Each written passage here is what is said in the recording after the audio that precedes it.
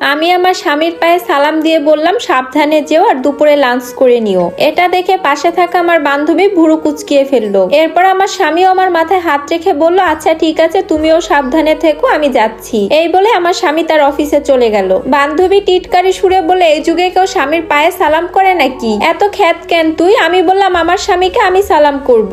এতে খ্যাতের কি দেখলি তুই? আমার স্বামী বলল, শোন, স্বামীকে মাথায় তুলতে হয় না। আমার বান্ধবী বলল, শোন, স্বামীকে মাথায় তুলে রাখতে হয় না, এদেরকে পায়ের তলায় রাখতে হয়। এদেরকে বেশি সম্মান দিলে মাথায় উঠে নাচতে শুরু করবে। আমি বললাম আমার স্বামী এমন নয়, খুবই ভালো একজন মানুষ। বান্ধবী বলল, আরে আমাকে তুই পুরুষ মানুষ চেনাতে আসিস না, সারাদিন যে স্বামীর পায়ের নিচে পড়ে থাকিস, দেখবি আস্তে আস্তে তোকে মূল্য দেওয়াই বন্ধ করে দিবে। দেখবি কোনো একদিন তোকে লাথি দিয়ে বাসা থেকে বের করে দিবে। আমি বললাম, দেখ, তোকে আমি বললাম তো আমার স্বামী এমন মনের মানুষই নয়, সে আমাকে নিজের চেয়েও বেশি ভালোবাসে। মিতু হাহা করে হেসে দিল। আমার বান্ধবীর নাম মিতু। ও বলল, আমাকে দেখে কিছু শেখ, জীবনের পিছনে ফিরে তাকাতে হবে না। আমি বললাম, তোকে দেখে আমি কি শিখবো? ও বলল, আমার সাথে চল, তোকে আমি বুঝিয়ে দিচ্ছি কিভাবে কি করতে হয়। এ বলে আমার বান্ধবী আমার হাত ধরে নিয়ে ওদের বাসায় চলে গেল। গিয়ে দেখলাম আমার বান্ধবীর স্বামী রানা বাসার সমস্ত কাজকর্ম করছে। তখনই আমার বান্ধবী গিয়ে বলল, এতক্ষণ লাগে নাকি কাজ করতে? তোমাকে সে কখন কাজ করতে বলেছিলাম? বান্ধবীর মুখে এসব কথা শুনে আমি অবাক হয়ে গেলাম। বান্ধবীর স্বামী বলল, আমি এতক্ষণ বাসার অন্যান্য কাজকর্ম করছিলাম, তাই দেরি হয়ে গেছে। তখন মিতু ধমক দিয়ে বলল,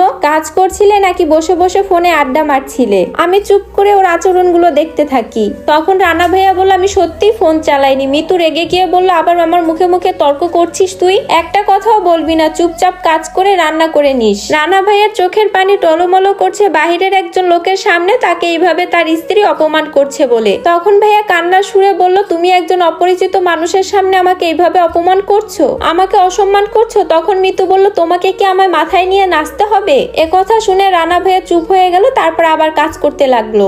এরপর মিতু আমার হাত ধরে ওর রুমে নিয়ে গেল আর বলল, দেখলি তো স্বামীকে কিভাবে হাতের মুঠোয় রাখতে হয়? আমি কি বলবো তখন ভাষা খুঁজে পাচ্ছিলাম না। ও বলল, শোন, আমি আমার স্বামীকে পায়ের তলায় রাখি, আমার হাতের ইশারায় ওকে আমি নাচাতে থাকি, আমি যা বলি ওকে তাই করতে হয়, না করলে ওর কপালে যে খারাপ কিছু আছে সেটাও ভালো করেই জানে। আমি ওকে বললাম, তুই কি সবসময় এইভাবে ভাইয়ের সাথে ব্যবহার করিস? ও বলল, আমি যা বলি, যেভাবে বলি সেভাবেই চলেও। আমি ওর মুখে এই কথা শুনে ওকে বললাম, শোন, স্বামীদের সাথে এইভাবে আচরণ করতে হয় না, তাদেরকে একটু সম্মান দিতে হয়, তাদেরকে ভালোবেসে আগলে রাখতে হয়। মিতু বলল, আমি জানি কাকে কিভাবে রাখতে হয়, আমি তোর মতন করে স্বামীর সাথে কাকিমাদের মতন আচরণ করতে পারবো না, পায়ে পড়ে পড়ে নিজেকে ছোট করতে পারবো না। আমি বললাম, স্বামীর পায়ে পড়লে কখনোই বউরা ছোট হয়ে যায় না, বড় একটা স্ত্রীর সম্মান আরো দ্বিগুণ হয়।